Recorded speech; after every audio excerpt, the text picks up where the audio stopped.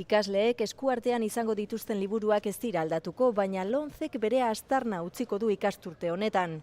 Zientzia irakasgaietan 2 nota egongo dira. Lehen hezkuntzako 3. mailako ikasleek azterketa bat egin beharko dute ikasturte bukaeran, eta erlijioa aukeratzen ez duten ikasleek asignatura berri bat jaso beharko dute, balioak izenekoa. Honetan ez dakigu ze eduki landuko dituzten irakasgai horretan. Gaur bertan hasten da ikasturtea, eta momentu honetan gudakikula behintzat ikastetxetan ez dago jarraibiderik. Informazio eza salatzen dute eta arduratuta daude, izan ere Euskal Autonomia Erkidegoan familien 170%ek ez dute erlijio aukeratzen.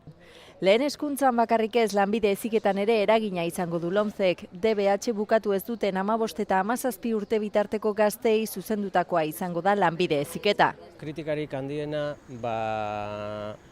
lehen esaten zana, ezta? Onak batxilergora eta txarrak edo hain onak ez zirena lanbide heziketara. Berten legea gainera eskola kontseiluari erabakitzeko ahalmenak kentzen dio, eskolako zuzendariaren esku utziz dena.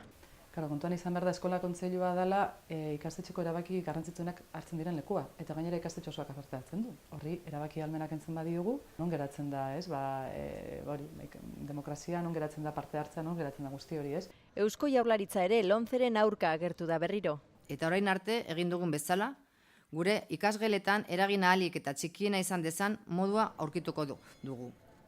Noraino ezarriko den jakiteko dago, momentuz ikasturtea Lomceren gereizpean hasi da.